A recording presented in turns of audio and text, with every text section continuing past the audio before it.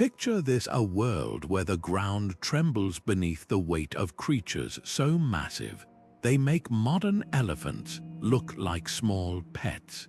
These were the rulers of an ancient Earth, long before humans walked the planet, leaving behind only fragments of their existence buried in stone. What if I told you that some of these beasts could grow as tall as a 5-story building, or that others had teeth the size of bananas? These aren't just figments of imagination, they're real, and their stories are waiting to be told. We're about to step into a time machine, peeling back layers of history to uncover the lives of these prehistoric giants. Think about the last time you stood next to a towering tree or gazed up at a skyscraper. Now imagine a creature that could dwarf both. From the iconic Tyrannosaurus Rex to the lesser-known but equally astonishing Argentinosaurus, these animals didn't just exist, they thrived, shaping the ecosystems around them in ways we're still trying to understand. Fossils are like pages from a lost diary, each bone and footprint a clue to a world that vanished millions of years ago. But here's the thing, these ancient beasts weren't just mindless monsters. They were complex, living beings with behaviors, social structures, and survival strategies that rival anything in nature today. What drove them to grow so large? How did they interact with their environment? And perhaps most intriguing of all, what ultimately led to their disappearance? This video isn't just a catalog of fossils, it's a detective story piecing together the lives of creatures that once dominated our planet. So buckle up, we're diving deep into the past, unearthing secrets that will change the way you see the natural world forever. Long before dinosaurs ruled the land, Earth's oceans teemed with life forms so alien, they might as well have come from another planet. Imagine a world where the first complex creatures, soft-bodied, worm-like organisms drifted through murky waters, their bodies barely more than clusters of cells working together. Then, over millions of years, evolution kicked into high gear. The Cambrian explosion, around 500 million years ago, unleashed a riot of life unlike anything the planet had seen before. Suddenly, the seas were filled with trilobites, armored, segmented creatures with intricate eyes, and giant sea scorpions the size of modern-day crocodiles, their spiked claws ready to snatch prey. These weren't just random experiments of nature, they were the blueprint for everything that followed. Take the humble trilobite, for example. With their hard exoskeletons and jointed legs, they were some of the first animals to master the art of survival in a hostile world. They burrowed, swam, and even rolled into tight balls to escape predators, a trick some modern creatures still use today. And then there were the sea scorpions, apex predators of their time, ruling the shallow seas with a ferocity that would make today's sharks seem tame. But life back then wasn't just about brute strength. Some of these early organisms developed symbiotic relationships, like tiny creatures hitching rides on larger ones, proving that cooperation has been a survival strategy since the dawn of time. The real marvel is how these pioneers endured Earth's mood swings, wild temperature shifts, rising and falling sea levels, even periods when the planet froze over. Yet they adapted, diversified, and laid the groundwork for the explosion of life that would come later. Their fossils tell a story of resilience, showing us that evolution isn't a straight line but a messy, creative process.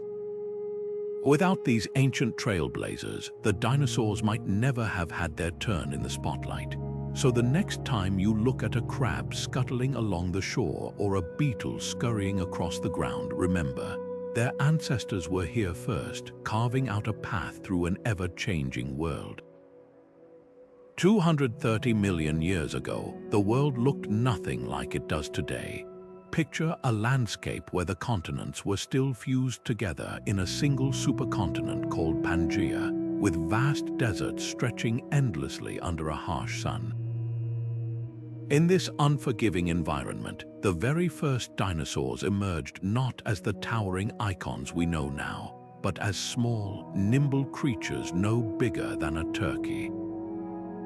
They scurried in the shadows of much larger reptiles, like the heavily armored pterosaurs and the crocodile-like Roysuchians, which ruled the land.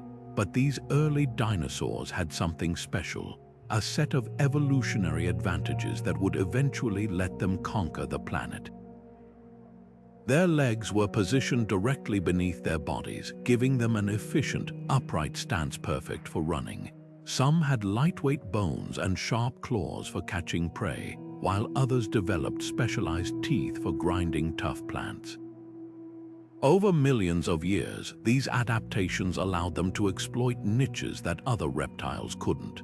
Then came the Triassic-Jurassic extinction event, a catastrophe that wiped out many of their competitors. With the playing field suddenly cleared, dinosaurs exploded in diversity. The Jurassic period became their golden age. Sauropods like Brachiosaurus stretched their necks to browse treetops, while predators like Allosaurus patrolled the forests with razor-sharp teeth. By the Cretaceous period, dinosaurs had reached their peak. The continents had begun drifting apart, creating new environments for them to colonize. In the lush floodplains of North America, Triceratops grazed in herds, their massive frills serving as both display and defense. Meanwhile, in the dense jungles of South America, the terrifying Giganotosaurus, one of the largest meat-eaters to ever walk the earth, hunted in packs. Even the harshest deserts had their specialists like the bizarre, sail-backed Spinosaurus, which prowled riverbanks for fish. What made them so successful for so long? It wasn't just brute strength or size, it was adaptability. Some evolved feathers for insulation or display, while others developed complex social behaviors, nesting in colonies or caring for their young. Their reign lasted an astonishing 160 million years, a testament to their ability to thrive in a changing world. And yet, their story isn't just about dominance, it's about resilience, innovation, and the unpredictable twists of evolution that allowed these creatures to shape the planet like few others ever have. The Jurassic period was a time of giants, where the very air seemed to vibrate with the thunderous footsteps of creatures so enormous, they reshaped the landscapes beneath them. Take Brachiosaurus, for instance, a behemoth that could crane its neck to nibble leaves 40 feet off the ground, weighing as much as 10 adult elephants. But how did these sauropods grow so large without collapsing under their own weight? Evolution handed them a suite of brilliant adaptations: hollow, air-filled bones that lightened their skeletons, pillar-like legs to distribute their massive bulk, and digestive systems so efficient they could extract nutrients from even the toughest prehistoric plants. Some scientists believe their long necks acted like conveyor belts, allowing them to strip entire treetops without wasting energy moving their bodies. Yet these gentle giants weren't alone. Lurking in the Jurassic undergrowth were predators like Allosaurus, built like living battering rams with serrated teeth designed to tear through flesh. Fossil evidence suggests they may have hunted in coordinated packs, targeting young, old, or injured sauropods, a risky strategy given that even a single misstep could mean being crushed by a defensive tail whip. Trackways preserved in stone reveal dramatic chases, with sauropod footprints suddenly veering away from clusters of smaller, three-toed theropod tracks. But the Jurassic wasn't just a battlefield, it was also a nursery. Recent discoveries of nesting sites in places like Colorado's Morrison Formation show that these dinosaurs returned to the same grounds year after year, carefully burying their eggs in warm soil and possibly even guarding them, much like modern crocodiles. What's truly astonishing is how interconnected this world was. Sauropods didn't just eat plants, they created ecosystems. Their constant browsing pushed forests to evolve taller trees, while their dung fertilized vast stretches of land, encouraging new growth. Even their migrations, hinted at by seasonal fossil deposits, may have acted like ancient climate regulators, shaping weather patterns across continents. And let's not forget the smaller players, tiny mammals scurrying underfoot, dragonflies with wingspans as wide as your arm, and towering conifers that formed the backdrop of this living tapestry.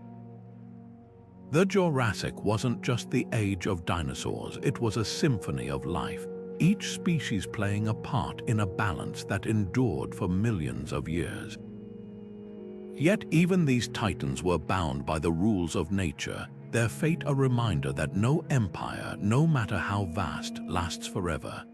The Cretaceous period was a dazzling showcase of evolution's creativity, where dinosaurs didn't just survive, they thrived in ways that pushed the boundaries of what life could achieve. Picture a world where forests burst with the first flowers, painting landscapes in vibrant colors never seen before, while herds of Triceratops, their massive frills shimmering in the sunlight, moved like living fortresses across the plains. These horned giants weren't just passive grazers. Their skulls were biological masterpieces, with some frills bearing intricate patterns of blood vessels that may have flushed with color during displays or battles.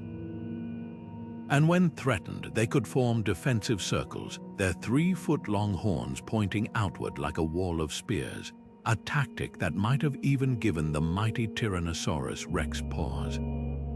Speaking of T-Rex, this wasn't just a predator. It was a precision-engineered hunting machine. Recent studies of its skull reveal bone-crushing bite forces unmatched by any land animal since, capable of shattering sauropod femurs with ease. But here's the twist. Its brain was surprisingly advanced, with regions dedicated to smell and spatial reasoning suggesting it may have been a cunning strategist, not just a brute.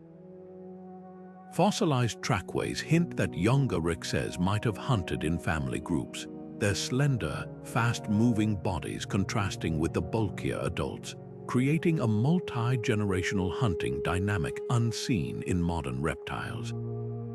Meanwhile, the duck-billed hadrosaurs were rewriting the playbook on social behavior. Nesting sites from Montana to Mongolia show colonies of thousands, their mummified skin impressions revealing stripes and camouflage patterns. Some species even had hollow crests that acted like resonating chambers, allowing them to communicate across miles with low-frequency calls, a prehistoric version of long-distance radio. And then there's the ecological revolution quietly unfolding beneath their feet, the rise of flowering plants. These weren't just pretty additions to the scenery. They triggered a domino effect, supporting new insects, which in turn fed small mammals and dinosaurs, weaving ecosystems more complex than anything the Jurassic could have imagined. Yet for all its vibrancy, the Cretaceous carried the seeds of its own transformation. Volcanic activity was intensifying, sea levels were fluctuating, and the climate grew increasingly unstable. Some dinosaurs adapted like the feathered theropods, shifting towards smaller, more agile forms, while others, like the 30-ton titanosaurs, seemed locked in an evolutionary arms race with gravity itself. The stage was set for a collision of titanic forces, both biological and geological, that would soon reshape the planet in ways none of these creatures could foresee. Forget everything you thought you knew about scaly, reptilian dinosaurs, because the real story is far more colorful. Literally, the discovery of feathered dinosaurs didn't just surprise scientists, it completely rewrote the book on what these creatures looked like and how they behaved. Take Velociraptor, for example. Thanks to fossils from Mongolia's Gobi Desert, we now know this predator was covered in fluffy plumage, more akin to a fearsome turkey than the sleek, scaly hunters Hollywood loves to depict. Those iconic claws, they weren't bare weapons but likely sheathed in feathers, possibly used for gripping prey or even display during mating rituals. Then there's Archaeopteryx, the poster child for dinosaur bird transitions. With wings capable of limited flight and teeth lining its beak, this Jurassic oddball was essentially nature's first rough draft of a bird. But here's what's truly mind-blowing. Feathers didn't evolve for flight at all. They started as simple filaments like the fuzz on a chick, helping small dinosaurs regulate their body temperature. Over millions of years, these strands branched into complex structures, some becoming insulating down, others transforming into the rigid veins needed for gliding. In a twist of evolutionary ingenuity, a trait meant for warmth became the foundation for soaring through the skies. The implications are staggering. Microscopic pigment cells preserved in fossils reveal that dinosaurs like Sinosauropteryx sported vibrant ginger and white stripes, while Microraptor shimmered with iridescent black plumage, much like a modern crow. These weren't drab, lumbering beasts, they were dynamic animals with social lives, using feathers for camouflage, courtship, and communication. Some species, like the tiny Ecai, even stretched membranes between feathery limbs, creating bat-like wings in an evolutionary experiment that ultimately hit a dead end. What's truly humbling is realizing that birds aren't just descendants of dinosaurs. They are dinosaurs, the last surviving lineage of a group that once ruled the planet. Every sparrow at your feeder carries the legacy of creatures like the four-winged Changiraptor, which used its long-tail feathers to stabilize mid-air glides.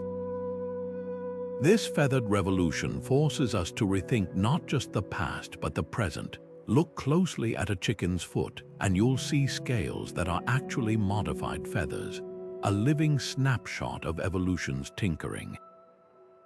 The next time you hear a bird sing or watch one take flight, remember, you're witnessing the echo of a dinosaur's triumph, a story written in quill and claw across hundreds of millions of years. Beneath the waves of the Mesozoic oceans, an entirely different dynasty of predators ruled with terrifying efficiency. While dinosaurs stomped across continents, marine reptiles evolved into shapes so bizarre they seem ripped from mythology. Take the mosasaurs, giant, serpentine hunters whose bodies were built like torpedoes, with double-hinged jaws that could swallow prey whole. Fossils from Kansas reveal mosasaurus specimens longer than a school bus, their teeth serrated like steak knives, perfect for slicing through flesh. But these weren't mindless killers. Some preserved stomach contents show they selectively hunted ammonites, plucking the soft bodies from spiral shells with surgical precision. Then there were the plesiosaurs, nature's answer to the Loch Ness monster. With necks stretching up to 20 feet, supported by vertebrae as numerous as a giraffe's, they likely ambushed fish and squid with whip-like strikes. Their four massive flippers acted like underwater wings, granting them a unique, flying motion through the water. But the real enigma is their reproduction. A fossil from Antarctica captures a mother plesios, or mid-birth, proving these giants didn't lay eggs but gave live birth in open water, a rare adaptation that let them roam the oceans freely. Ichthyosaurs, meanwhile, perfected the art of speed. Built like dolphins with reptilian snouts, they were the cheetahs of the Cretaceous seas. One species, Ophthalmosaurus, had eyes the size of dinner plates, letting it hunt in the abyss where sunlight vanished. Their fossilized blubber layers hint at warm-bloodedness, a game-changer for deep dives. Yet even these marvels couldn't escape extinction. Shifting ocean currents and plummeting oxygen levels turned their watery kingdoms into death traps. The mosasaurs' last stronghold, a shallow sea covering modern-day Morocco, became a graveyard, its fossils stacked like fallen titans. Their reign ended not by a rival, but by a changing world they couldn't outswim. What's haunting is how these creatures mirror today's marine giants. The mosasaur's sleek form echoes killer whales, while plesiosaurs share traits with leatherback turtles. Evolution, it seems, keeps returning to the same blueprints, as if the ocean itself has favorite designs. Their legacy lingers in every wave, a reminder that the sea's deepest secrets are often its oldest. Imagine looking up at the sky 100 million years ago and seeing not birds, but leathery winged giants gliding effortlessly on currents of warm air, some as small as sparrows, others with wingspans wider than a fighter jet. These were the pterosaurs, Earth's first vertebrates to conquer the skies through powered flight, and their evolutionary innovations were nothing short of revolutionary. Unlike birds which flap their wings in rhythmic strokes, pterosaurs had a unique flight system powered by massive chest muscles anchored to a keeled breastbone. Their wings were membranes of skin stretched from an elongated fourth finger to their ankles, creating a structure more akin to a bat's wing than a bird's feathery limb. But here's the kicker: some species could adjust the tension in their wing membranes mid-flight, allowing for precise maneuvers that would make modern eagles look clumsy. Take Quetzalcoatlus, the undisputed king of the Cretaceous skies. Standing as tall as a giraffe when on the ground, this behemoth could launch itself into the air with powerful leaps, its 36-foot wingspan catching thermals like a living glider. Paleontologists once debated how such a colossal creature stayed aloft, but recent biomechanical studies suggest it flew like an ultra-efficient albatross, riding air currents for thousands of miles with minimal effort. Fossilized trackways reveal something even more astonishing. Quetzalcoatlus could fold its wings and walk on all fours, its folded limbs acting like makeshift crutches to navigate terrestrial landscapes. This wasn't just a flyer, it was a true all-terrain pioneer, equally at home stalking prehistoric floodplains for small prey as it was cruising the open skies. Yet pterosaurs weren't all giants. The diminutive Anurognathus, no larger than a crow, was a nocturnal insect hunter with huge eyes and a wide, frog-like mouth perfect for snatching moths mid-air. Then there's Pterodaustro, a filter feeder with hundreds of bristle-like teeth that sifted plankton from shallow waters like a prehistoric flamingo. Their diversity was staggering. Some species had elaborate head crests that may have acted as rudders or mating displays, while others, like the spear-jawed Disungaripterus, specialized in cracking open shellfish with reinforced curved beaks. What's often overlooked is how these creatures shaped their ecosystems. Pterosaurs weren't just passive residents of the skies, they were active players in the food web. Fossilized stomach contents show some species fed on fish, while others scavenged dinosaur carcasses. Their droppings, rich in nutrients, likely fertilized coastal regions, and their movements may have even influenced the distribution of small prey animals. But their reign wasn't destined to last. As the Cretaceous drew to a close, shifting climates and dwindling food sources pushed these aerial marvels to the brink. The final blow, whether asteroid impact or volcanic upheaval, sealed their fate, leaving the skies eerily empty until birds, their distant cousins, rose to fill the void. The legacy of pterosaurs lingers in unexpected ways.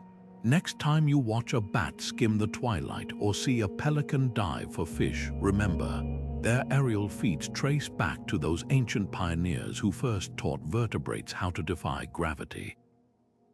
Their story isn't just about flight, it's a testament to evolution's boundless creativity, crafting solutions to challenges we're only beginning to understand. While dinosaurs dominated the headlines of prehistory, an entire cast of extraordinary creatures shared their world, many of which defy our modern expectations. Take Dimetrodon, that iconic sail-backed predator often mistakenly lumped in with dinosaurs. This Permian period powerhouse was actually more closely related to mammals than reptiles, its towering spinal sail likely acting as a solar panel to regulate body temperature in the harsh climates of 280 million years ago. Fossilized teeth reveal it could shear through flesh like scissors, making it the apex predator of its time. Yet its story ends long before the first dinosaur even hatched, a reminder that Earth's history is layered with successive dynasties of life, each brilliant in its own way. Meanwhile, in the shadowy undergrowth of the Jurassic, early mammals like Morganeucodon, no larger than a shrew, were quietly perfecting traits that would one day change the world. With their specialized teeth for grinding insects and fur for warmth, these tiny survivors represent the roots of our own evolutionary tree. Fossilized burrows in China suggest some may have lived in colonies, while others developed whiskers for navigating dark tunnels. Their secret adaptability. While dinosaurs ruled the daylight, mammals carved out niches in the night, their warm-blooded metabolism letting them thrive where cold-blooded giants couldn't. Then there were the true oddballs like Prehistoric, a crocodile-sized amphibian with a needle-filled snout that lurked in Triassic swamps. Imagine a salamander crossed with a barracuda, its elongated body and razor teeth designed for ambushing fish in murky waters. Or Ecological, a Permian herbivore sporting antler-like facial projections so bizarre, scientists still debate whether they were for display, combat, or regulating heat. These creatures weren't failed experiments, they were specialists finely tuned to environments that no longer exist. What's fascinating is how their legacies echo today. The synapsid lineage of Dimetrodon eventually gave rise to mammals, while modern amphibians still carry genetic blueprints from Prehistoric's era. Even the humblest of these forgotten beasts played a role. Early mammals likely dispersed seeds that helped repopulate forests after the dinosaurs' fall, while giant insects like Meganora, with wingspans rivaling hawks, shaped early pollination networks. Their stories remind us that evolution isn't a march toward progress, but a kaleidoscope of solutions to the endless puzzle of survival. Dinosaurs may steal the spotlight, but the true epic of prehistory was an ensemble performance, with every creature great and small, writing its own verse. The world of the Ice Age was a land of extremes, vast glaciers creeping across continents, endless grasslands trembling under the weight of creatures built like living fortresses. Woolly mammoths, their curved tusks gleaming in the weak Arctic sun, trudged through snowdrifts with shaggy coats so dense they could shrug off blizzards. But these iconic giants were just the beginning. Picture saber-toothed cats, their dagger-like canines protruding beyond their jaws, muscles coiled to bring down prey twice their size. Or the towering short-faced bear, standing 12 feet tall on its hind legs, a predator so formidable it could chase down horses with terrifying speed. These weren't just animals, they were marvels of adaptation, sculpted by millions of years of evolution to thrive in a frozen world. What's fascinating is how these creatures engineered their survival. Take the woolly rhinoceros, its thick hide and compact body minimizing heat loss, while its flattened horn acted like a snowplow to uncover buried vegetation.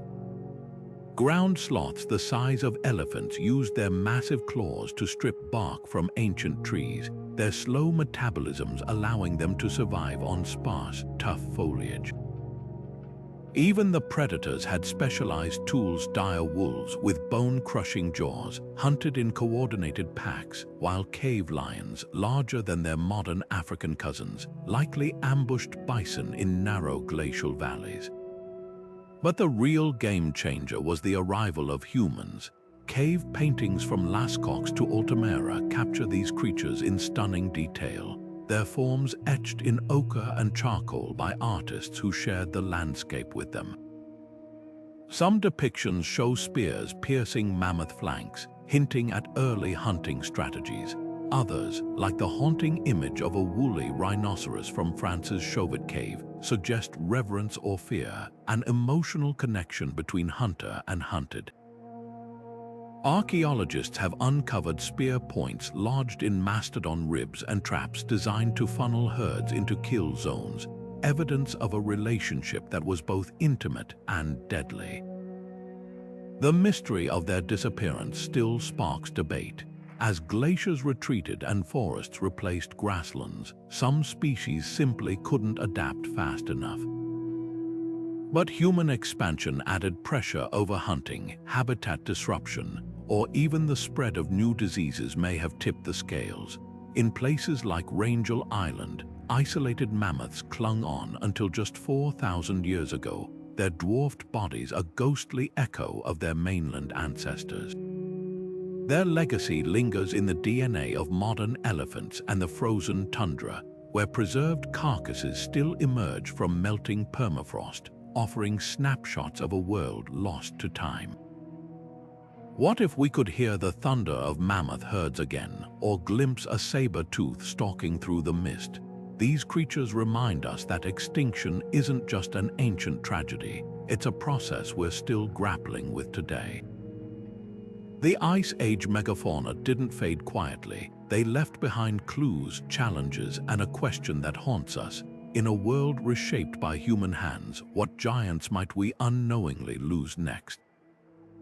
66 million years ago, the reign of the dinosaurs ended in a catastrophe so vast, it reshaped the planet in a geological instant, the smoking gun. A 6-mile-wide asteroid, hurtling through space at 45,000 miles per hour, slammed into what's now Mexico's Yucatan Peninsula. The impact released energy equivalent to billions of atomic bombs, igniting wildfires across continents and sending tsunamis hundreds of feet high crashing across coastlines. But the real killer was what came next, a choking blanket of ash and sulfur dioxide that blotted out the sun for years, triggering a global winter. Temperatures plummeted, photosynthesis ground to a halt, and food chains collapsed like dominoes. Yet the asteroid might not have been the sole villain. Beneath modern-day India, volcanic eruptions known as the Deccan Traps had been spewing lava for thousands of years before the impact, releasing enough greenhouse gases to alter the climate. Some paleontologists argue these eruptions stressed ecosystems to the breaking point, leaving dinosaurs vulnerable when the asteroid delivered the final blow. Fossil records tell a grim story. Triceratops bones abruptly vanish from rock layers, while marine reptiles like mosasaurs disappear from ocean sediments. But not all life faltered. Small, burrowing mammals, feathered birds, and crocodilians weathered the chaos, their generalist diets and sheltered lifestyles giving them an edge in the apocalyptic aftermath. What's haunting is how selective extinction can be. Giant pterosaurs, rulers of the skies for 150 million years, vanished completely, while humble shorebirds survived. Freshwater ecosystems rebounded faster than oceans, where plankton, the base of marine food webs, had nearly been wiped out. Even the timing was cruel. Had the asteroid struck a few million years earlier or later, when dinosaur diversity was at its peak, they might have endured. But evolution doesn't play fair. The legacy of this catastrophe echoes in every corner of our modern world. With dinosaurs gone, mammals exploded into niches once barred to them, evolving into everything from bats to whales, and eventually us.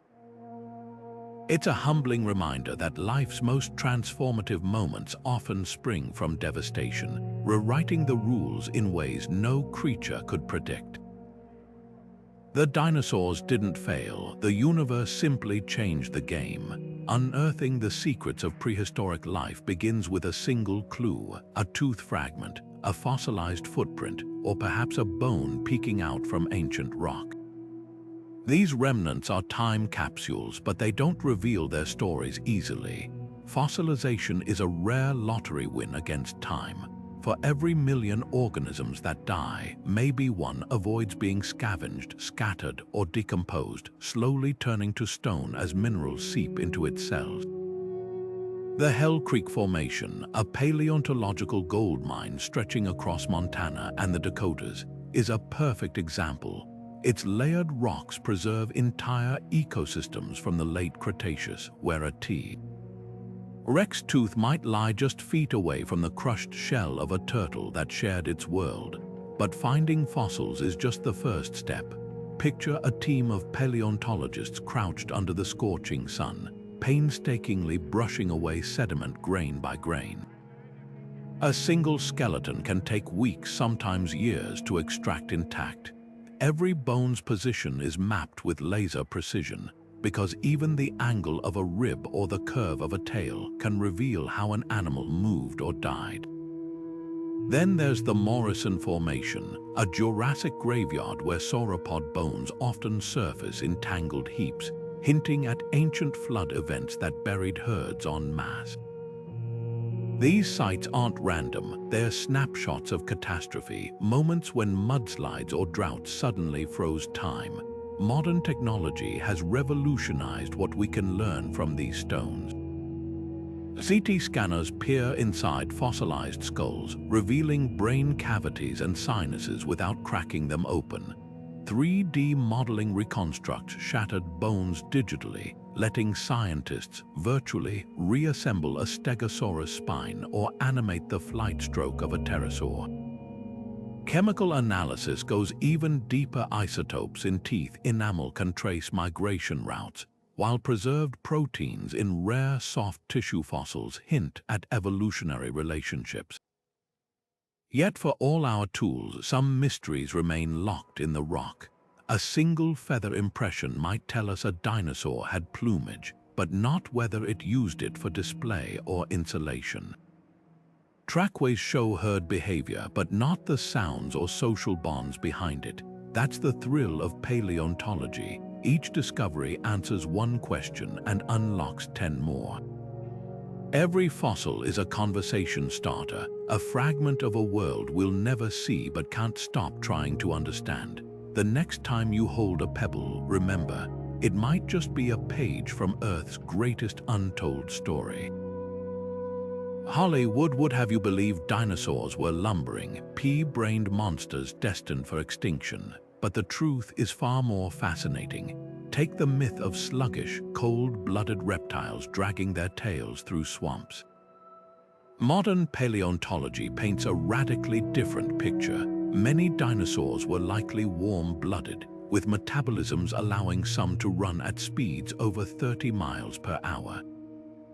Fossilized trackways show herds moving in coordinated patterns, while nesting sites reveal complex parenting behaviors, even the classic tail-dragging posture. A complete fiction, perfectly preserved footprints prove most dinosaurs held their tails aloft, using them for balance during high-speed pursuits. Then there's the color problem. For decades, textbooks depicted dinosaurs in drab greens and grays, assuming their world lacked vibrancy. But breakthroughs in melanosome analysis, studying pigment-preserving cell structures in fossils, have uncovered a prehistoric rainbow. Velociraptor, a small theropod, sported russet and white stripes like a prehistoric tabby cat. Microraptor's iridescent feathers shimmered like a crow's, and Psittacosaurus's countershaded camouflage suggests it avoided predators in dappled forest light. These weren't generic monsters, they were living animals with visual languages as sophisticated as modern birds. Perhaps the most persistent error is the taxonomic free-for-all that lumps pterosaurs and mosasaurs under dinosaurs. These creatures were as distinct from true dinosaurs as bats are from whales. Pterosaurs, the flying reptiles, had unique wing membranes stretched over elongated fingers, while mosasaurs were seagoing lizards with eel-like tails. Calling them dinosaurs is like labeling a kangaroo a primate. It ignores millions of years of divergent evolution. Even within Dinosauria itself, diversity was staggering. The spiky-backed Stegosaurus had a brain the size of a walnut, while Troodon's large eyes and complex brain structure suggest it might have been among the smartest creatures of its time. Even the mighty Tyrannosaurus Rex isn't safe from re-evaluation. While films portray it as the ultimate hunter, some paleontologists argue its massive size and tiny arms point to a lifestyle more like a supersized hyena, a scavenger capitalizing on others' kills. Tooth wear patterns show bone-crushing capabilities perfect for stripping carcasses, while its keen sense of smell could detect rotting flesh miles away. This doesn't mean T-Rex couldn't hunt, rather it was an opportunist adapting its strategy to circumstance. Debunking these myths isn't just academic nitpicking, it reshapes our understanding of evolution's creativity. Dinosaurs weren't failures waiting for extinction.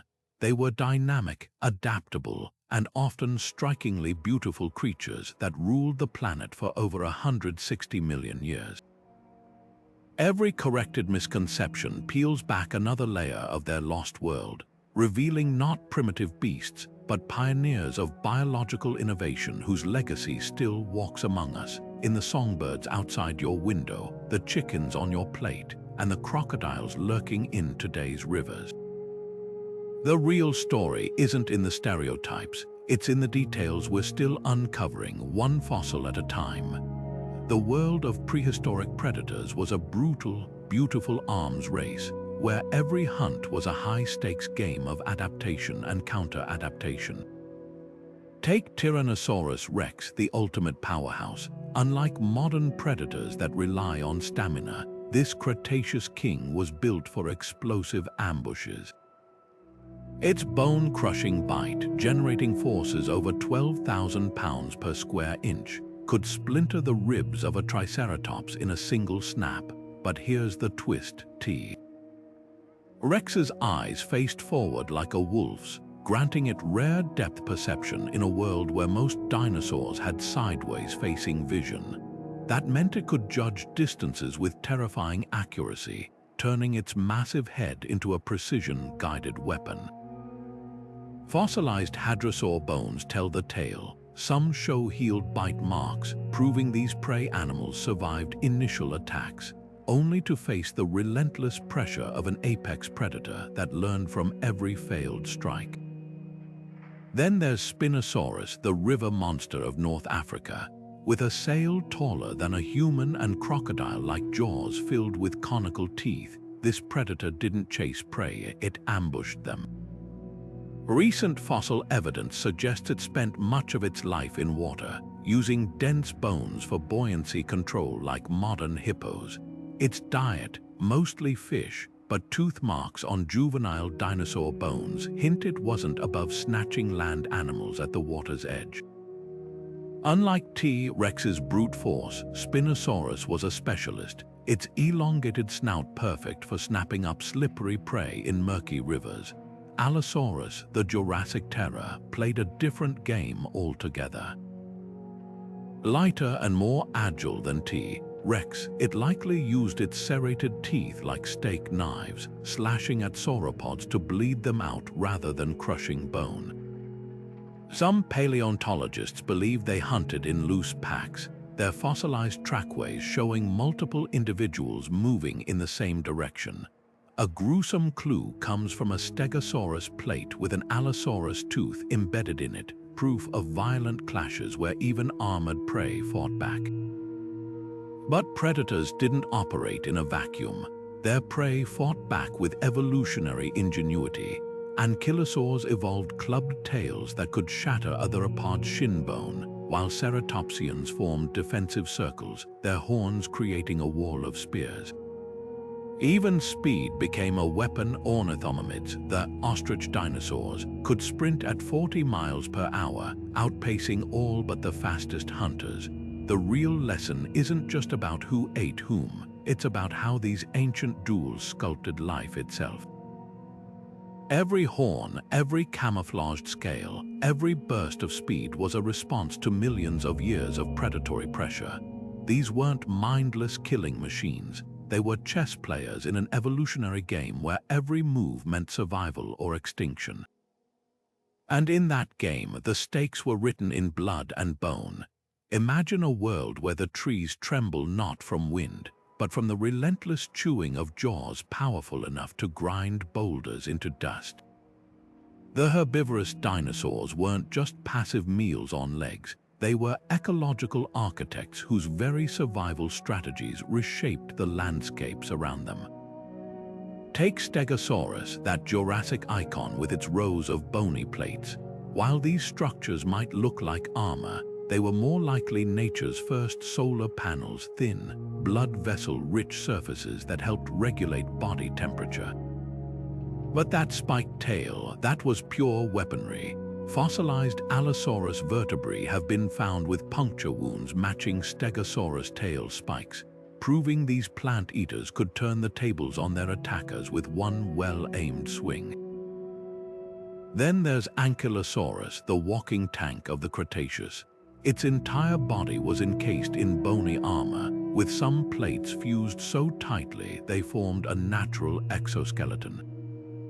But the real masterpiece was its tail club, 100 pounds of solid bone that could shatter a predator's leg with a single blow.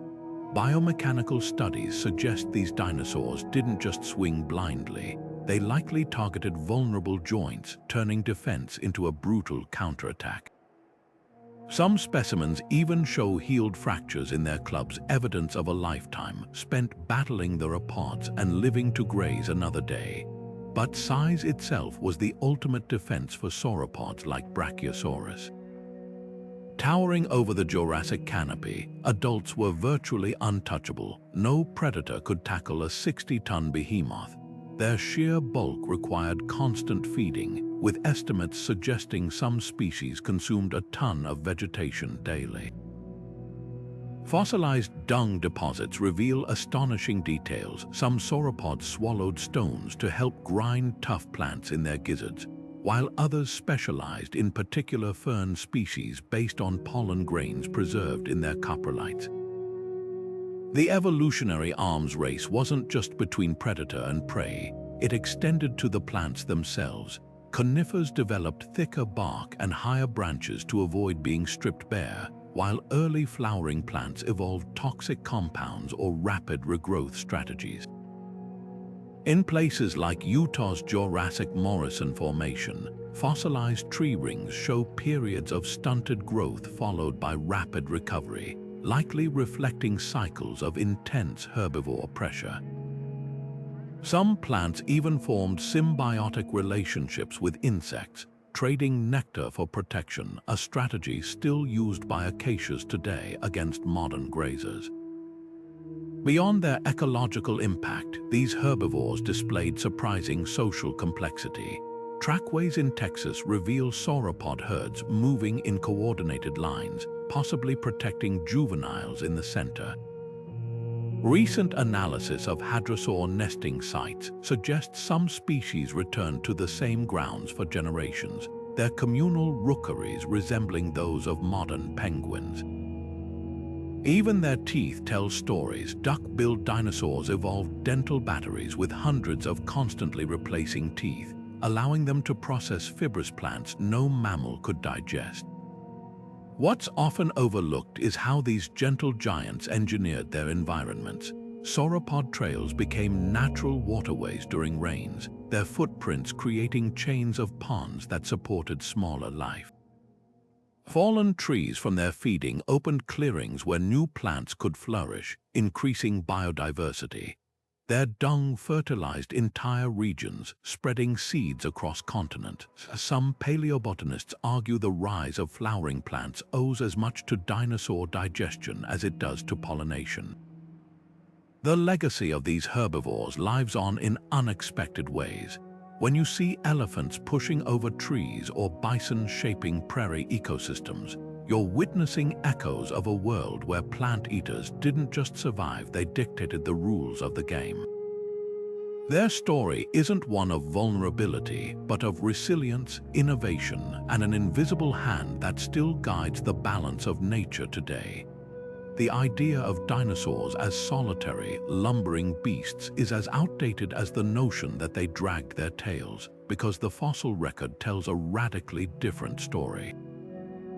Picture a late Cretaceous floodplain where the earth shakes under the footsteps of 10,000 duck-billed hadrosaurs moving in a single, thundering herd.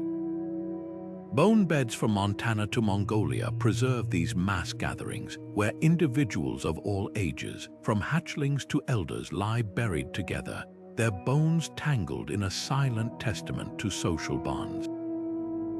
Trackways stretching for miles show parallel paths, suggesting coordinated movement, while variations in stride length hint at adults slowing their pace to match the young. This wasn't random crowding, it was migration on an epic scale, likely driven by seasonal shifts in food supply, with leaders navigating by landmarks we can only guess at today. But herds weren't just about safety in numbers, they were survival laboratories.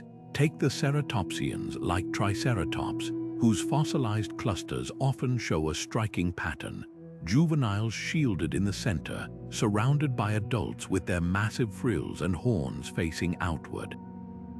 A bone bed in Alberta, Canada, preserves a group of Centrosaurus that perished together in a sudden flood, their positions revealing a defensive formation reminiscent of modern bison or muskoxen. Even their injuries tell a story. Healed fractures in frills suggest these dinosaurs didn't abandon wounded members, but protected them long enough to heal.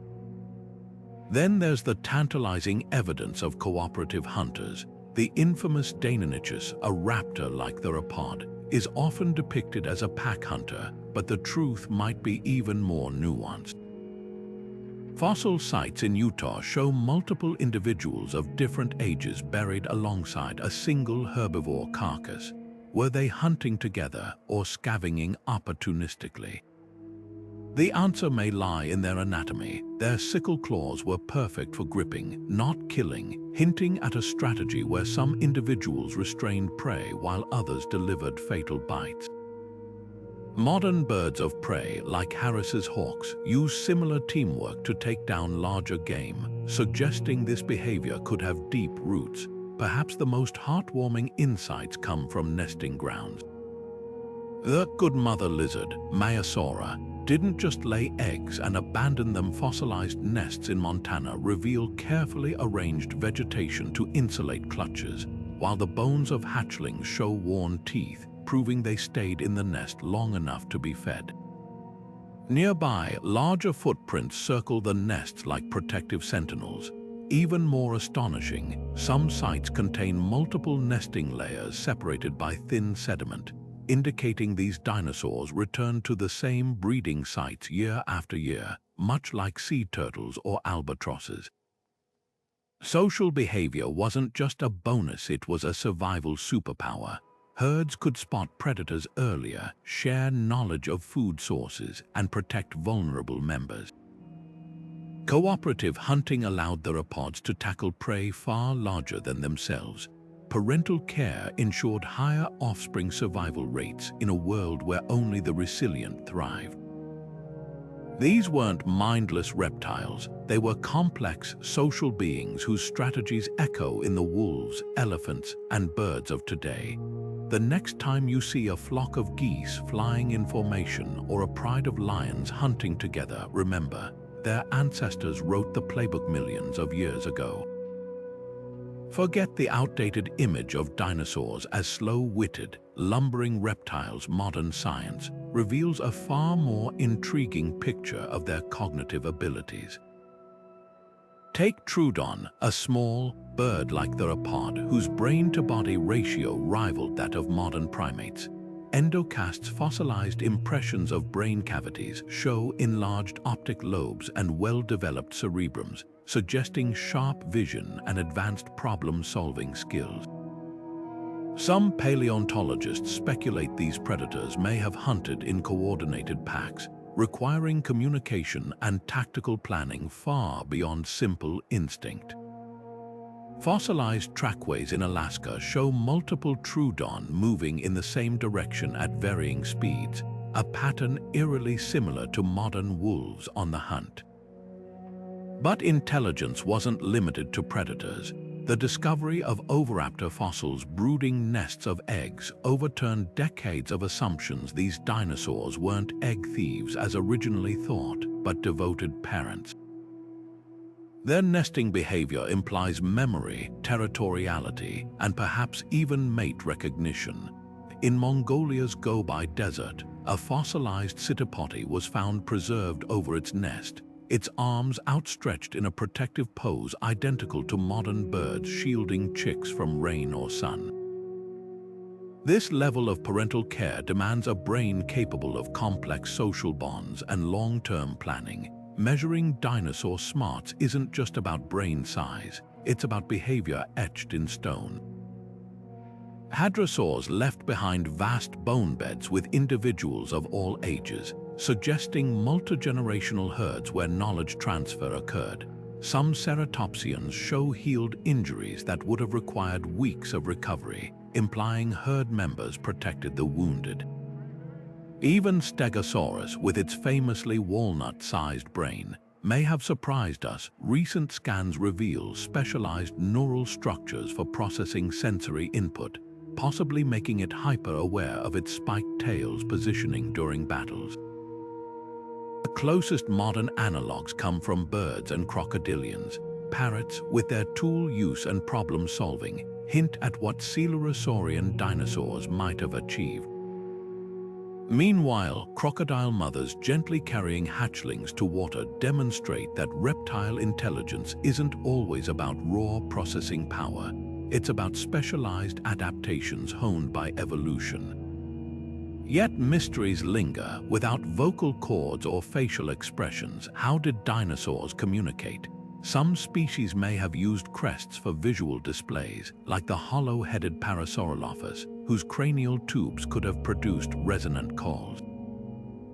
Others might have relied on infrasound, as elephants do today, to send vibrations across miles of Cretaceous wilderness.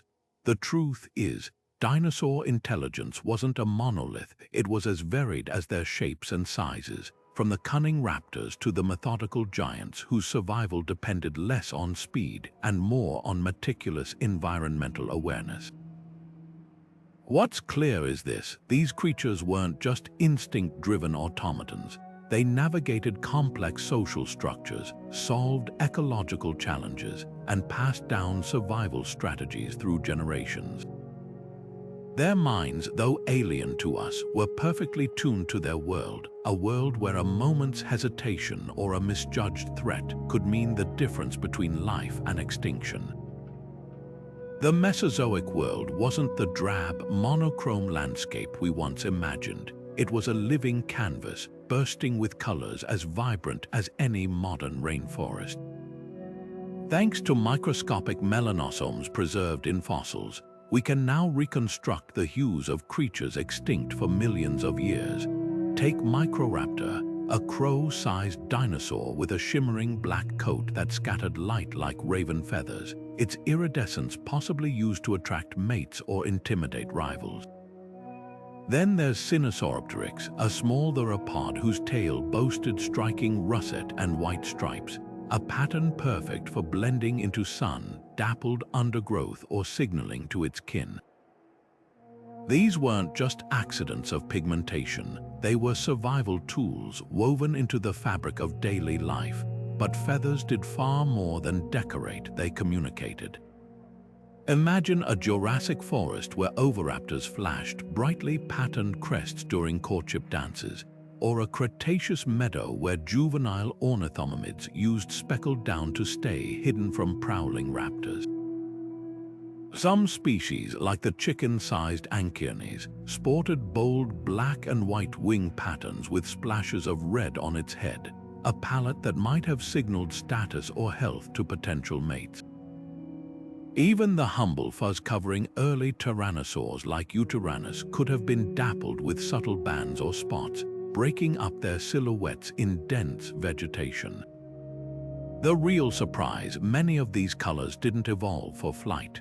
Flight feathers came later. The first plumes were likely insulation or display structures, repurposed over millennia.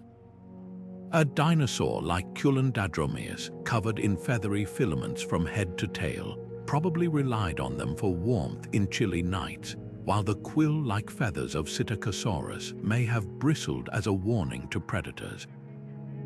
Modern birds still carry echoes of these ancient functions. Peacocks fan iridescent trains to dazzle mates, while ptarmigans molt into snow-white winter coats, proof that dinosaur-era strategies still thrive today. What's revolutionary is how these discoveries reshape our understanding of behavior. A striped tail isn't just pretty, it's evidence of complex social interactions. Iridescence suggests elaborate mating rituals. Countershading, like the dark tops and light bellies seen in Psittacosaurus fossils, reveals how predators and prey played the eternal game of hide and seek under Mesozoic sunbeams. This wasn't a world of muted greens and grays. It was a kaleidoscope where every hue had purpose, every pattern told a story. The next time you admire a cardinal's scarlet brilliance or a magpie's metallic sheen, remember, you're glimpsing a legacy that began when dinosaurs first painted themselves across the ancient Earth. Their colors weren't just decoration, they were the first strokes in evolution's masterpiece, a language written in pigment and light. Dinosaurs didn't just live on Earth, they conquered it, from the icy fringes of Antarctica to the sweltering heart of ancient deserts. Imagine a late Cretaceous Alaska, where forests of dawn redwood stood dusted in snow, and herds of Edmontosaurus huddled together for warmth. Their broad, duck-like bills evolved to scrape tough Arctic vegetation from frozen soil. Fossilized tree rings from these polar regions tell a story of extreme seasons, months of perpetual darkness followed by brief, intense summers. Yet these dinosaurs didn't just survive, they thrived, with some species developing specialized nasal passages that warmed frigid air before it reached their lungs, a clever adaptation reminiscent of modern caribou. Half a world away, the Sahara was anything but a barren wasteland. 95 million years ago, what's now Morocco was a labyrinth of mangrove-lined rivers where Spinosaurus prowled the waterways like a reptilian grizzly bear. Soil samples reveal high humidity and seasonal monsoons, creating a paradise for giant coelacanths and lungfish, perfect prey for a dinosaur built to fish. Even the bones tell a climate story. Oxygen isotopes in fossils from Egypt suggest some theropods actively regulated their body temperature, allowing them to hunt in midday heat that would have overwhelmed lesser predators. But perhaps no habitat showcases dinosaur adaptability better than the badlands of Argentina's Patagonia. Here, titanosaurs like Argentinosaurus navigated volcanic ash fields and braided rivers, their massive feet leaving impressions in mud that hardened into stone, preserving moments of their daily struggles. Pollen fossils show a mix of conifers and early flowering plants, a transitional ecosystem where these behemoths likely shaped the landscape as much as it shaped them. Their sheer size may have been an evolutionary response to unpredictable food sources. Bulk allowed them to survive lean seasons when smaller herbivores starved. The real marvel isn't just where dinosaurs lived, but how they transformed their environments. Sauropod trails became natural highways for smaller creatures, while their dung fertilized vast stretches of land, encouraging new plant growth. In Mongolia's Gobi Desert, fossilized nests of oviraptors show these dinosaurs buried their eggs in sand, much like modern sea turtles, relying on solar heat to incubate their young in an environment with little vegetation for cover. Climate change wasn't just a backdrop, it was a relentless driver of evolution. When temperatures plummeted during the Jurassic-Cretaceous transition, some stegosaurs vanished while feathered theropods diversified, their insulating plumage giving them an edge. Later, as flowering plants exploded in diversity, hadrosaurs evolved complex dental batteries to process this new food source, turning a challenge into an opportunity. Their story isn't one of passive survival, but of active reinvention, a lesson written in layers of rock waiting for us to decipher. Parenting in the age of dinosaurs wasn't just about survival. It was a high-stakes balancing act between protection and independence, played out in nests that ranged from simple scrapes in the dirt to elaborate, vegetation-lined colonies. Take Maiasaura, the good mother lizard, whose nesting sites in Montana reveal an almost modern approach to childcare. These duck-billed dinosaurs didn't just lay eggs and abandon them. They built circular nests spaced precisely apart, like prehistoric suburbs, with rotting plants piled at the center to generate warmth. Fossilized hatchling bones tell the real story. Their joints show signs of constant wear, proving they stayed in the nest long enough to be fed by adults, a behavior once thought unique to birds. Some nests even contain regurgitated plant matter, suggesting parents chewed tough vegetation to make it easier for their young to digest. But not all dinosaurs were doting caretakers. Theropods like Troodon took a different approach. Their nests, often found in Alaska's harsh polar environments, contain eggs arranged in pairs, a clue that these predators laid their clutches over several days rather than all at once. The embryos inside show remarkably advanced development, with well-formed teeth and strong limb bones, hinting that these babies were precocial, ready to run, hunt, or at least hide within hours of hatching. Unlike Maiasaura, Troodon parents likely guarded their nests fiercely, but didn't stick around to spoon-feed their young. This makes sense when you consider their razor-sharp teeth and active hunting lifestyle. A brooding Troodon would have been a formidable opponent for any egg thief, but its offspring needed self-sufficiency fast in a world filled with hungry rivals. Growth rings in fossilized bones, much like tree rings, let us clock how quickly dinosaurs matured. Some sauropods, despite their eventual gargantuan size, grew at breakneck speeds. A teenage Apatosaurus could pack on 30 pounds a day, reaching adulthood in under a decade. This explosive growth wasn't just about outgrowing predators. It was a race against time in environments where droughts or floods could wipe out entire generations. Contrast that with the slower pace of smaller dinosaurs like Protoceratops, whose bone rings reveal years of steady growth, suggesting extended parental care or safer habitats where speed wasn't a priority. The real surprise lies in the exceptions. Psittacosaurus, a dog-sized herbivore, left behind fossils of adults surrounded by clusters of juveniles, but the little ones weren't newborns. Their bones show they'd already survived several seasons, implying these dinosaurs might have formed creches, with adults herding mobile youngsters like prehistoric schoolteachers. Then there's the bizarre case of megalolithus eggs, some as large as basketballs, believed to belong to titanosaurs. These eggs have shells so thick, scientists think parents buried them in warm soil like modern crocodiles, trusting geothermal heat to do the incubating while they moved on to lay another clutch elsewhere. What emerges isn't a single story of dinosaur parenting, but a spectrum as diverse as the creatures themselves. Some species invested everything in a few carefully nurtured offspring, while others relied on quantity, producing dozens of eggs and letting the fittest survive. These strategies weren't random. They were finely tuned responses to predation pressure, climate, and food availability.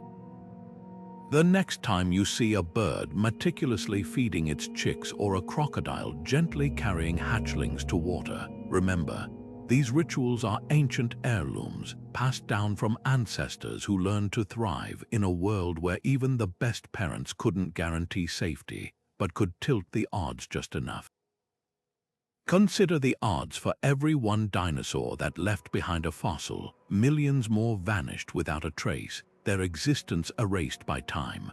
Fossilization wasn't just rare, it was a cosmic lottery where the winning ticket required a perfect storm of conditions. First, rapid burial was essential. A carcass caught in a flash flood, a landslide, or a river's sudden shift, sealing it away from scavengers and decay. Then came the chemistry. Low oxygen environments like lake beds or ocean floors slowed decomposition, while mineral-rich groundwater seeped into bones, transforming them into stone molecule by molecule over millennia. Even then, the journey wasn't over. Tectonic shifts could crush these time capsules, or erosion might expose them to destruction before humans ever walked the Earth. The fossil record isn't just incomplete, it's wildly biased. Creatures that lived near water, like duck-billed hadrosaurs or spiral-shelled ammonites, had better odds of preservation than desert dwellers. Small, fragile bones often disintegrated, while sturdy sauropod vertebrae endured. Predators are overrepresented because their bones, often scattered at kill sites, had more chances to be buried. Even the rocks themselves play favorites. Sedimentary layers from certain periods are more accessible to paleontologists, while others lie hidden deep underground or have already weathered away. Take the Solnhofen limestone in Germany, where Jurassic-era lagoons preserved even the delicate wing membranes of pterosaurs and the ink sacs of ancient squid. These weren't just graveyards, they were time machines, capturing moments of prehistoric life with photographic clarity. Contrast that with the challenges of finding Arctic dinosaurs, where glaciers grind fossils to dust, or rainforest species whose remains rot before fossilization can begin. The randomness of discovery adds another layer of intrigue. The first Triceratops skull was found by a cowboy searching for stray cattle in Montana. A construction crew in China accidentally unearthed a dinosaur egg nest while digging a subway tunnel. Every museum hall is a gallery of fortunate accidents, where each skeleton represents 1,000 near misses. Yet this patchwork record is all we have, a handful of scattered pages from Earth's epic novel. It forces paleontologists to be detectives, reconstructing entire ecosystems from fragments, always aware that the next fossil could rewrite the story. That's the thrill and the frustration. We'll never know how many giants we've lost to time, only that every discovery is a gift, a fleeting whisper from a world we're still learning to hear. Look out your window right now, and you might just catch a glimpse of the last dinosaurs perched on a fence or pecking at your lawn. Birds aren't just distantly related to their prehistoric ancestors. They are living theropods, carrying the genetic torch passed down from creatures like Velociraptor and Tyrannosaurus. Every time a hawk dives for prey or a sparrow flits between branches, you're witnessing behaviors honed over 100 million years. The proof is etched into their bones, wishbones fused from collarbones, hollow skeletal structures, even the way their toes grip, all traits inherited straight from their Cretaceous forebears. But the connections run deeper than anatomy. Studies of ostrich musculature have helped scientists reconstruct how dinosaurs like Allosaurus might have sprinted, while the complex nesting rituals of albatrosses offer clues about how extinct species like Psittacoptes cared for their young. Yet birds aren't the only heirs to the Mesozoic throne. Lurking in today's rivers and swamps, crocodilians guard an even older legacy. Their armored bodies and powerful jaws are virtually unchanged from ancestors like Dinosuchus, a 30-foot Cretaceous predator that could crush sea turtles like walnuts. Modern alligators still exhibit behaviors straight out of the dinosaur playbook, mothers gently carrying hatchlings to water in their jaws, just as fossilized trackways suggest some hadrosaurs might have done. Even their metabolism holds secrets. Crocodiles can switch between warm and cold-blooded strategies. a flexibility that may explain how their prehistoric cousins thrived in climates ranging from Arctic winters to scorching deserts. Then there's the tuatara, a lizard-like oddball found only in New Zealand, often called a living fossil. This reptile's lineage stretches back 200 million years, with ancestors that scurried under the feet of Jurassic giants. Its third eye, a light-sensitive organ under its skull, hints at sensory adaptations lost in most modern reptiles but possibly present in early dinosaurs. Meanwhile, monitor lizards like the Komodo dragon demonstrate how scale-covered predators might have hunted before feathers evolved, using venomous bites and relentless stamina to wear down prey. But the dinosaur legacy isn't limited to reptiles and birds. Mammals, including us, owe our very existence to their downfall. For over 100 million years, early mammals lived as tiny, nocturnal insectivores, their growth stunted by the dominance of dinosaurs. The asteroid impact that wiped out giants like Triceratops also cleared the stage for our ancestors to emerge from the shadows. Within 10 million years, mammals exploded in size and diversity, filling niches once occupied by herbivorous hadrosaurs and predatory theropods. It's a cosmic irony. The same catastrophe that ended the dinosaurs' reign became the catalyst for our own. The age of dinosaurs never truly vanished, it transformed. Their DNA lives on in the songbirds outside your window, their behaviors echoed in crocodile nurseries, their ecological roles now filled by creatures as diverse as elephants and wolves. Every time you hear a chicken cluck or watch a heron stalk fish, you're seeing fragments of a world long gone, yet still astonishingly present. The next time someone calls dinosaurs extinct, remind them, look closer. The proof is all around us. For all the fossils we've unearthed and the countless hours spent studying them, prehistoric life still guards its secrets fiercely. Take dinosaur communication. We know they didn't have vocal cords like mammals, so how did they fill the ancient air with sound? Some species, like Parasaurolophus, had hollow crests that may have acted like natural trombones, producing low-frequency calls that carried for miles. Others might have relied on visual displays, flashing colorful feathers or frills to attract mates or ward off rivals. But without soft tissue preservation, we're left deciphering a language written in bone, where every new discovery cracks the code a little wider. Then there's the Triassic-Jurassic extinction, a catastrophe that wiped out massive reptiles and cleared the way for dinosaurs to dominate. Was it volcanic eruptions in the massive Central Atlantic magmatic province, pumping enough carbon dioxide into the atmosphere to acidify oceans and choke the skies with ash? Or did an asteroid strike, like the one that ended the Cretaceous, leave behind a crater we haven't found yet?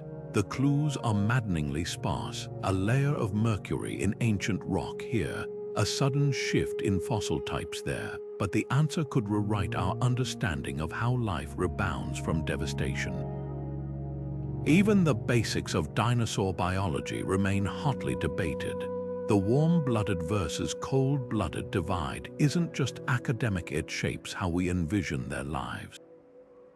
Bone growth rings suggest some species, like the speedy troodon, had rapid metabolisms akin to birds, while massive sauropods might have used sheer bulk to maintain stable body temperatures, a trick modern leatherback turtles still employ. Then there's T. rex. Was it a high-energy hunter or an opportunistic scavenger that relied on bursts of power? The debate rages on, with each new fossil adding fuel to the fire. What's thrilling is how much we don't know. A single feather trapped in amber or a footprint frozen in stone could overturn decades of assumptions. Take Spinosaurus, once thought to be a clumsy biped, now revealed as a semi-aquatic predator with dense bones for diving, thanks to a chance discovery in Morocco. Or the recent analysis of proteins in a 68-million-year-old T. Rex bone, hinting at molecular secrets we once thought lost to time, the greatest mystery of all.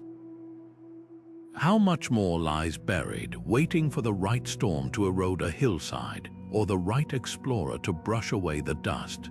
Every dig site is a lottery ticket, and the jackpot isn't just a new species, it's a chance to see the past not as a static exhibit, but as a living, breathing world we're only beginning to comprehend. Digging up the past isn't just a scientific endeavor, it's a moral minefield. Picture this: a perfectly preserved dinosaur skeleton is discovered on land sacred to an indigenous community. To researchers, it's a career-defining find. To the people who have lived there for generations, it might be a spiritual ancestor or a piece of their cultural heritage. This tension lies at the heart of modern paleontology, where the race for discovery often collides with questions of ownership, respect, and justice. Take the case of the dueling dinosaurs, a spectacular fossil of a Tyrannosaurus and Triceratops locked in combat, unearthed on private land in Montana. After years of legal battles and multi-million-dollar auction bids, it was finally acquired by a museum, but not before sparking debates about whether fossils should be treated as commodities or irreplaceable pieces of Earth's history. The commercial fossil trade adds another layer of ethical complexity. High-profile auctions see specimens fetching prices that rival fine art, incentivizing looters to raid protected sites. In Mongolia, where poaching has stripped the go-by desert of priceless Velociraptor and Tarbosaurus skeletons, authorities have seized smuggled fossils from private collections as far away as New York. While some argue private ownership preserves specimens that might otherwise decay unnoticed, others counter that science loses out when critical fossils disappear into wealthy hands, inaccessible for study. The result, a shadowy market where provenance is often murky, and priceless data like a fossil's exact geological context is lost forever. Repatriation efforts are slowly shifting the landscape. In Australia, Aboriginal communities now co-manage fossil sites with scientists, blending traditional knowledge with cutting-edge research. Meanwhile, Bolivia successfully reclaimed hundreds of prehistoric specimens from European museums, including ancient armadillo-like glyptodonts, after arguing they were taken without consent. But the process is far from simple. When a fossil's origin spans modern borders, like Spinosaurus bones found in Morocco but studied in Italy, who decides its rightful home? International laws are patchwork at best, leaving museums to navigate a web of conflicting claims. The heart of the issue isn't just legal, it's philosophical. Paleontology has roots in colonialism, with early explorers often treating fossil-rich lands as empty territories ripe for plunder. Today, many institutions are reckoning with this legacy. The Smithsonian, for example, now prioritizes partnerships with local communities, ensuring excavations benefit those closest to the finds. Some Native American tribes, like the Sioux, have even incorporated fossil stewardship into cultural revitalization programs, teaching youth to protect ancestral lands while contributing to scientific research. What's at stake isn't just who gets to display a fossil, but who gets to tell its story. When a Brazilian pterosaur specimen was returned from Germany, it wasn't just bones going home. It was a chance for Brazilian scientists to reinterpret their own prehistory. Similarly, in Canada's Badlands, Blackfoot elders work with paleontologists to name new discoveries, infusing Western science with indigenous language and perspective. These collaborations prove that fossils aren't just relics of the past. They're bridges between cultures, carrying lessons about respect, shared knowledge, and the true meaning of discovery. The next time you marvel at a museum skeleton, remember, behind every bone lies a question as old as humanity itself. Who does history belong to? the answer might just shape the future of how we uncover it. The future of dinosaur discoveries isn't just about digging deeper, it's about seeing differently.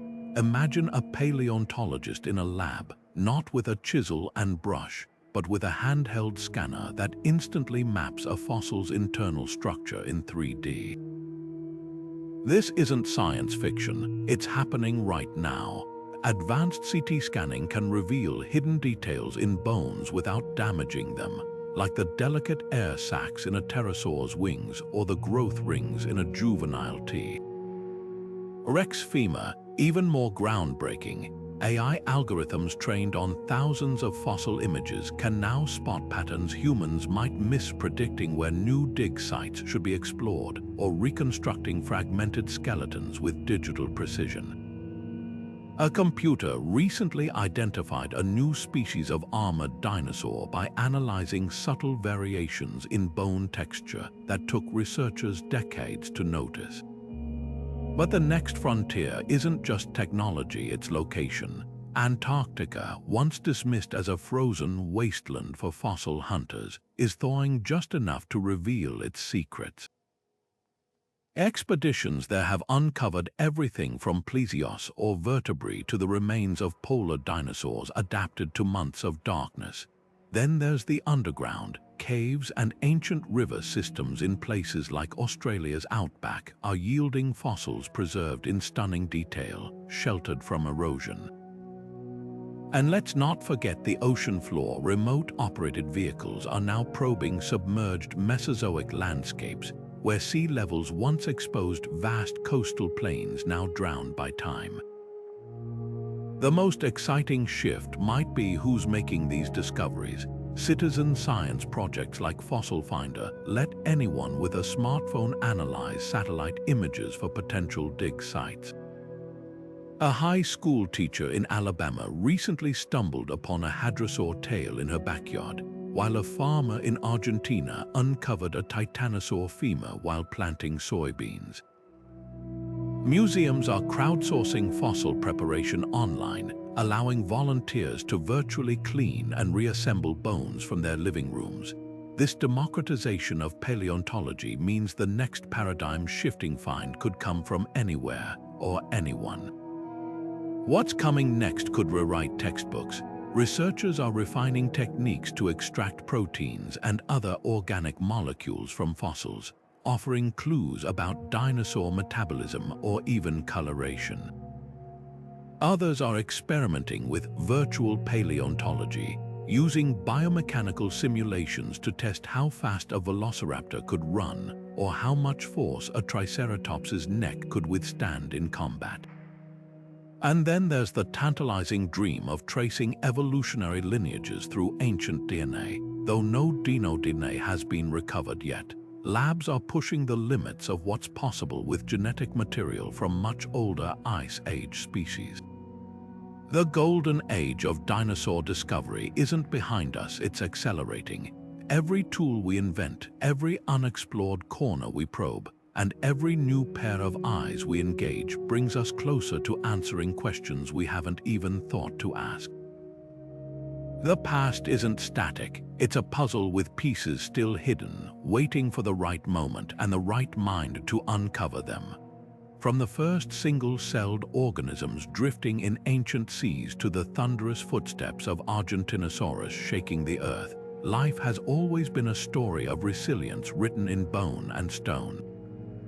These creatures, whether the armored trilobites of the Cambrian or the towering titanosaurs of the Cretaceous, weren't just passing through history, they were architects of the world we inherited. Every fossilized footprint, every tooth mark etched into bone, is a page from a playbook of survival that spanned hundreds of millions of years. And what a playbook it was! Sauropods turning forests into grasslands with their insatiable appetites, feathered predators perfecting the art of the hunt, and tiny mammals biding their time in the shadows until catastrophe handed them the stage. Yet these stories aren't locked in the past. The same forces that shaped prehistoric life, climate shifts, asteroid impacts, volcanic upheavals, are mirrors reflecting our present challenges. When we study how Spinosaurus adapted to rising sea levels or how woolly mammoths weathered ice age cycles, we're not just piecing together a puzzle, we're gathering tools for our own survival. The dinosaurs' greatest lesson, adaptation, isn't optional. Some species, like the generalist coyotes of their time, thrived across changing landscapes, while specialists like the enormous pterosaurs vanished when their niches collapsed.